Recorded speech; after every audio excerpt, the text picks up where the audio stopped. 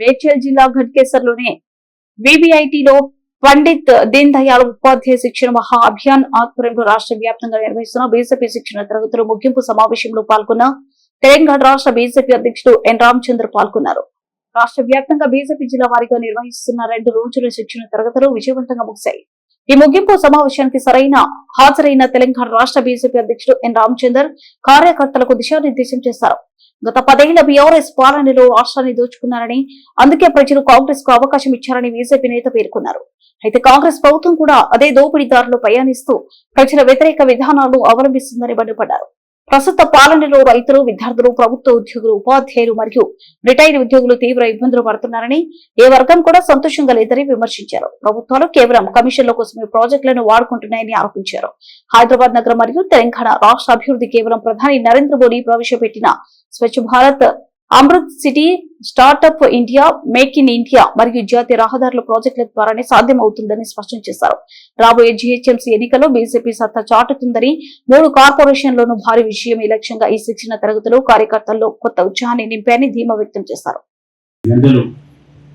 ఈ కార్యక్రమంలో పాల్గొని మరి సమావేశం అయిపోతుంది అంటే అందరూ కూడా తొందరగా వెళ్ళిపోవాలి అనే ఆలోచన అందరూ ఉంటారు. నేను ఎక్కువసేపు మాట్లాడితే కూడా మీ అందరూ నన్ను తెచ్చుకుంటారు కాబట్టి ఎక్కువసేపు మాట్లాడకుండా సమారోహకు తప్పకుండా బట్టే ఒక అంశం మాత్రమే ఒక శిక్షణ తరగతి. కానీ నిన్న నుంచి వాటి వరకు 12 అంశాలపైన మీకు అనేక మంది అనేక విషయాలు పార్టీ గురించి చెప్పిండేవి. పార్టీ ఎట్లా పుట్టింది, పార్టీ ఏ విధంగా ఆవిర్భవించింది, భారతీయ జనతా పార్టీ ఏ విధంగా వచ్చింది, మన కార్య పద్ధతి ఏంది, మన సిద్ధాంతం ఏంది, ఈ రకమైనటువంటి అనేక అంశాలపైన బహుశా మీ అందరికి కూడా తెలుసు. అయినా కూడా మనము దాన్ని ఆచరించాల్సిన అవసరం మనందరికీ ఉంది. ప్రతి 3 సంవత్సరాలు జరిగేటటువంటి ఈ శిక్షణ తరగతిలో మేము కూడా ఆ రోజుల్లో రెగ్యులర్గా శిక్షణ తరగతులు అటెండ్ చేసేవాళ్ళం. అప్పుడు 3 రోజులు ఉంటుండే.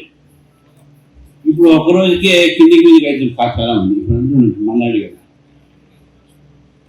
అయితే ఈ శిక్షణ తరగతులు మనం నేర్చుకునేటువంటి విషయాలన్నీ కూడా మన వ్యక్తిగతమైనటువంటి ఒక వ్యవహారంలో కానీ రేపు ప్రజల్లో పోయేటటువంటి రీతిలో మనం చూడాల్సిన అవసరం లేదు. అంటే వ్యక్తిగతంగా ఏంటంటే పార్టీ క్రమశిక్షణ, పార్టీ సిద్ధాంతం, పార్టీలో కలిసిమెలిసి పనిచేసేటటువంటి ఒక వాతావరణం, గ్రూపులు కాకుండా సిద్ధాంతంతో కట్టుబడి ఉండి సిద్ధాంతమే మనకు నేత, సిద్ధాంతమే మన ఒక లక్ష్యము, మన ధ్యేయం అనే విషయంలో పోవటము, ఈ రకమైన ఆలోచన కార్య పద్ధతి కూడా మనం ముందుకు తీసుకోవాల్సిన అవసరం ఉన్నది. ఈ శిక్షణ తరగతి మనకు అదే చెప్తారు. నేను గత 4-5 రోజులుగా దాదాపు 10-12 శిక్షణ తరగతులకు వెళ్ళాను. కొన్నిట్లో ఇనాగ్రేషన్కు, కొన్నిట్లో సమారోహం. మంచి సంఖ్యలో మంచి ఉత్సాహంతో కార్యకర్తల దాంట్లో పాల్గొంటుంది. ఈ యొక్క శిక్షణ తరగతిలో నేను చూసింది ఒకటి ఏంటంటే చాలామంది కొత్త వాళ్ళు కూడా చాలామంది వచ్చారు, యువకులు చాలామంది వచ్చారు, సంతోషం. అది మహిళలు కూడా మంచి ఒక సంఖ్యలో వాళ్ళ ఒక పార్టిసిపేషన్ ఉంది. భారతీయ జనసంఘ్ 1951లో ఏర్పడైన తర్వాత ఈ విషయం పదే చెప్తా ఉన్నాను, ఎందుకంటే చాలా ఇంపార్టెంట్ అండి.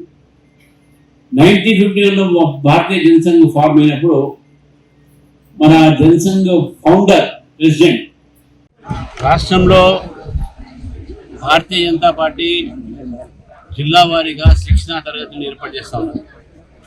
ఈ శిక్షణా తరగతిలో భారతీయ జనతా పార్టీ జిల్లాలో ఉన్న సీనియర్ నాయకులకు అనేక అంశాలపైన వారికి అవగాహన కలిగించడానికి ఈ యొక్క 2 రోజుల శిక్షణా తరగతులు.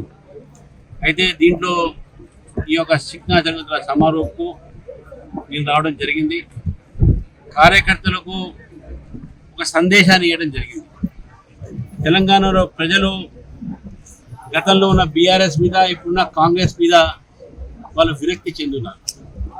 10 సంవత్సరాలు బీఆర్ఎస్ పార్టీ ఈ రాష్ట్రాన్ని దోచుకున్నది. ఈ రాష్ట్రం కోసం చేసింది ఏమి లేదు. ప్రజలు గమనించి కాంగ్రెస్ పార్టీకి అవకాశం ఇచ్చారు. కానీ అదే దారిలో వారు చూపెట్టినటువంటి ఒక దోపిడీకి లోనై కాంగ్రెస్ పార్టీ కూడా ఈరోజు ప్రజా వ్యతిరేకమైన కార్యక్రమాలు చేస్తూ ఉంది. రైతులు బాధపడతా ఉన్నారు, విద్యార్థులు బాధపడతా ఉన్నారు, ప్రభుత్వ ఉద్యోగస్తులు బాధపడతా ఉన్నారు, టీచర్లు బాధపడతా ఉన్నారు, రిటైర్డ్ ఎంప్లాయీస్ కూడా బాధపడతా ఉన్నారు. ఏ వర్గం కూడా ఈరోజు తెలంగాణలో తెలంగాణ ప్రభుత్వంతో సంతోషంగా లేరు. వారు మాత్రం కేవలం కమిషన్లు ఏది మాకు ఎక్కడ దొరుకుతుందని చెప్పి చూస్తూ ఉన్నారు. గత ప్రభుత్వం అట్లా చేస్తే లక్షలాది కోట్లాది రూపాయల ఒక ప్రాజెక్టుల కింద కమిషన్లు తీసుకొని వాళ్ళు చదువుకున్న తర్వాత వాళ్ళ మధ్యన విభేదాలు వచ్చి ఈరోజు ఆ కుటుంబమే విడిపోయేపటి పరిస్థితులు చూస్తున్నారు. ఇక్కడ కూడా వీళ్ళ ఒక ప్రభుత్వం కూడా కమిషన్లకు ఎగబడి అభివృద్ధి కార్యక్రమాన్ని పక్కన పెట్టి హైదరాబాద్ నగరాన్ని కేవలం వెనక్కి దోస్తా పడతారు.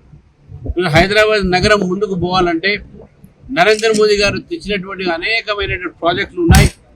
స్వచ్ఛ భారత్ దగ్గర నుంచి అమృత్ సిటీ వరకు, స్టార్టప్ ఇండియా, స్టాండప్ ఇండియా అనేటటువంటి మేక్ ఇన్ ఇండియా లాంటి అనేకమైనటువంటి కార్యక్రమాల ద్వారా ఈరోజు హైదరాబాద్ నగరంలో యువతకు కానీ ఇక్కడ ఇండస్ట్రీస్ కానీ ఇక్కడ అనేకమైన డెవలప్మెంట్ జరుగుతాయి. ఈరోజు జాతీయ రహదారులతో సహా ఈరోజు తెలంగాణ అభివృద్ధి చేస్తుంటే నరేంద్ర మోదీ గారు. కాబట్టి రేపు రాబోయేటటువంటి ఒక జిహెచ్ఎంసీ ఎన్నికల్లో కూడా భారతీయ జనతా పార్టీ తయారై ఈ 3 కార్పొరేషన్లు కూడా భారతీయ జనతా పార్టీ గెలవాలి, గెలుస్తామని చెప్పేసి కూడా ఆ నమ్మకం ఉంది. ఆ దిశా నిర్దేశము